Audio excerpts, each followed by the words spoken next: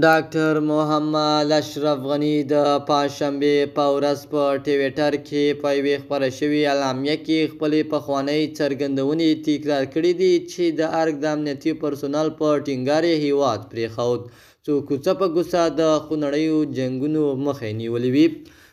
سلامونه مو ورکړی کوم د IFG نیوز چینل درنو لیدونکو. سلام، ستړي مشئ، وخت مو پخیر. پام راګرځوم د دې ساعت مهم خبر ته په سر کې یادونه کوم ملګرو که مو چینل نوی سبسکرایب کړی د مهمو خبرونو لپاره در سره IFG نیوز چینل په درنښت سره سبسکرایب کړئ. پخوانی ولسمشر د خواشینیو په څرګندونو سره لیکلی دی چې دوره د پخواني اسلافو د تراژیدۍ سره په مشابه ډول د ثبات او ابادۍ د ټینګښت پرته ختمه شوه.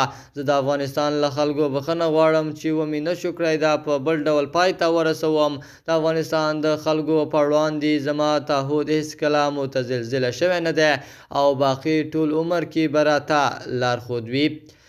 غني له افغانستانه د خپل وتلو په هکله ویلي د کابل ترک کول زما لپاره سخته پریکړه وه، خو باور مې درلود چې دا د ټوپکونو د خاموشه ساتلو او د کابل د 6 میلیونو وګړو د ژغورنې یوازینۍ لار ده. له کابل څخه د غني وتل په پلازمینه کې د هرج او مرج سبب شول او په زرګونو کسانو له خپل هیواد څخه د وتلو لپاره څو ورځې د کابل هوایي ډګر ته د ننوتلو په هڅه کې پر پخواني ولسمشر محمد اشرف غني باندې ځینې څېړونکي افغانان دا انتقاد کوي که چیرې موقتي ادارې ته واک سپارلی وای ښایي وضعیت دې حالات ته نه وای رسېدلی. پخواني ولسمشر دا هم ویلي چې هغوی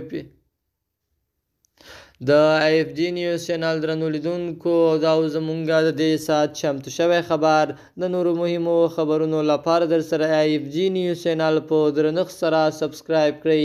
تر بیا ښې چارې، د الله په امان.